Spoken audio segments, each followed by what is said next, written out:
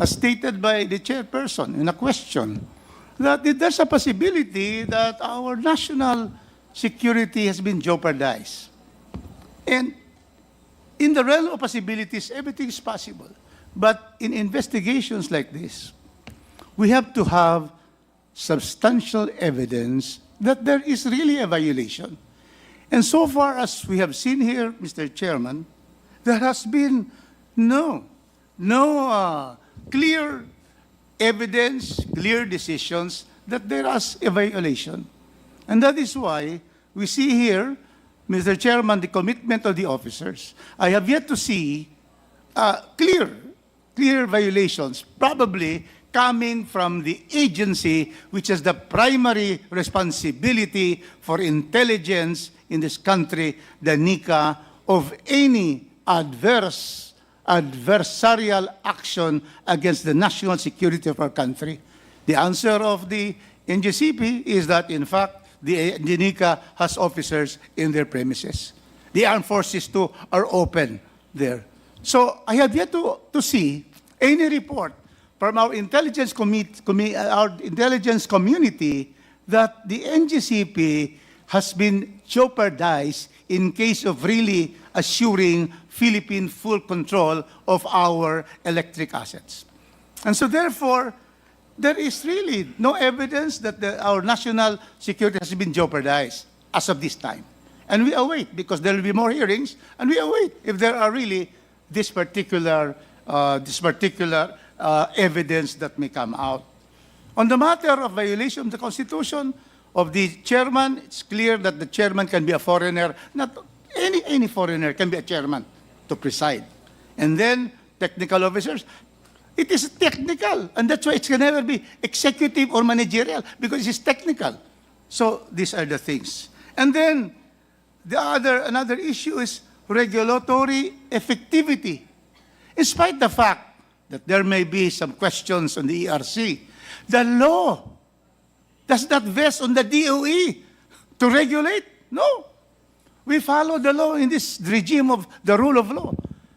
By law, the ERC is the regulatory agency with all the powers in its command under the law that should be able to effectively regulate. And so the question of allegedly, there were no audits, there were no systems analysis and systems investigation. There were failures in 2016, 17, 18. Well, if the ERC has just that resolved, it should have been done already. So, Mr. Chairman, in all of these issues, Mr. Chairman, there is absolutely no evidence that there is a violation whatsoever of the NGCP against the Constitution, the highest law of the land. Number two, against any statute, anti-dummy law, against their own franchise, nor the concession agreement. So I have been here. I was here the previous hearing up to the time that we ended at about 9 o'clock. Now it's 9:36, and so we stand here to make sure that the truth will come out and it will be based on evidence. And that is why, Mr. Chairman, I am saying that so far, as I have heard, and with all the testimonies and the evidences that have been submitted here, there is no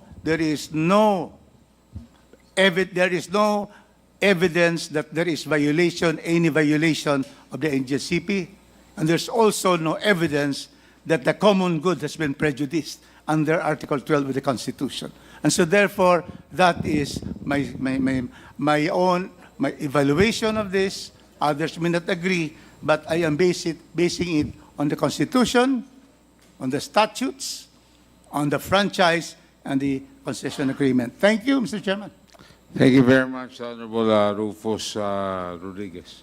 The Honorable Dan Fernandez. Okay, maraming mong. Thank you so much. Attorney Sagayo, tanongin lang po kayo. No? Kailan po yung statutory deadline nung pong requirement ng Section 8? kailan po ang deadline nung pong para kayo mag-IPO? Kasi 10 years from the start of our operations, Mr. Chairman, January of 2009, so that should be January of 2019. yes, exactly. So January 15, 2009 to January 14, 2019. Is that correct? That's correct, Mr. Okay. Chairman. At at ang share swap na binabanggit po ninyong other form of methodology granting without admitting that it is provided by Section 8. Kailan niyo po na-mention doon sa inyong application sa ERC? The share swap agreement, as far as I can recall, we had been mentioning that in our pleadings. We filed the extension in Wait po, attorney. Okay. Para po maging klaro, 2 months prior to the statutory deadline on January 14, 2019. 2019. February 2018, No, sir. November 18 po, November 2018 nag-file po kayo 2 months before Extension. the statutory deadline Yeah. for extension of Yes, listing correct of po. the share of stocks Extension, of yes. NGCP. Klaro po tayo doon. Correct. Opo. Di po ba? At ang hiningi po nyo ay extension, Opo. di ba, ng listing, di ba? Opo. At nagdesisyon po ang ERC, sabi po nila nung March 3, okay, 2020, 2020. na Opo. sinasabi po nila, denied yung petition nyo.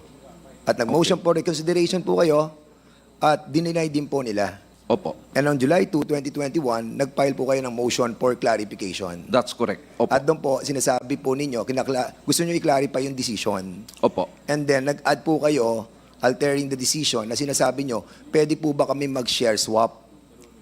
Di ba? Backdoor listing. Opo. Yes. Oh, yeah. Pwede po ba kami mag-share swap? Sinabanggit po nyo noong July 2, 2021. That's correct. Opo. And that was, tapos na po yung deadline na required ng ating pong franchise law na sinasabi po sa Section 8 na sa loob po ng 10 taon, dapat mag-IPO na po kayo, mag-public offering na po kayo. So ngayon, ang tanong ko po sa inyo, since July 2, 2021 po kayo, nag-propose ng methodology na share swap. So, do you still consider that you are within the 10-year requirement of Section 8 of Republic Act 9511? That's our position po, Mr. Chairman. And then because- tinatanong ko po, sir, Opo. dahil ang sinasabi po ng batas, 10 taon, January 15, 2009 to January 14, 2019.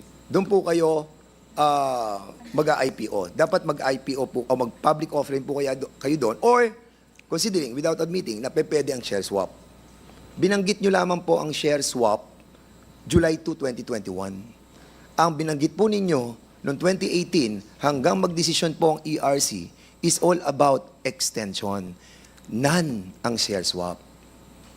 Now, ang tanong ko po, did you comply with Section 8 of Republic Act 9511? Definitely, Mr. Chairman. That's Paano our po kayo position. nakapag-comply hindi nyo naman binabanggit ang share swap prior to the deadline? Mr. Chairman, Yun po, klaro na po, Attorney Sagaya. Pareho naman po tayong nagbabasa no, ng ating Opo. pong mga decision. Sinabi po doon nakalagay, 2 months before the deadline, the statutory deadline, we filed a 2019, motion for nag-file po kayo ng extension. extension. Opo. Wala po doon. Kahit basahin niyo po yung decision nila at yung inyong petition, wala po kayong binanggit na share swap. Binanggit niyo lamang po ang share swap July 2, 2021. 2 years after the deadline. So ngayon, ang tanong ko po, binanggit niyo ba in any pleadings mula nung nag-file kayo noong November 2018 hanggang ma-deny po yung motion for reconsideration nyo, hanggang nag-file kayo ng motion for clarification. Binanggit nyo po ba prior to July 2, 2021 ang share swap? 2 points po, Mr. Chairman. Ano po? We were in the decision April of 2020 we were effectively granted the extension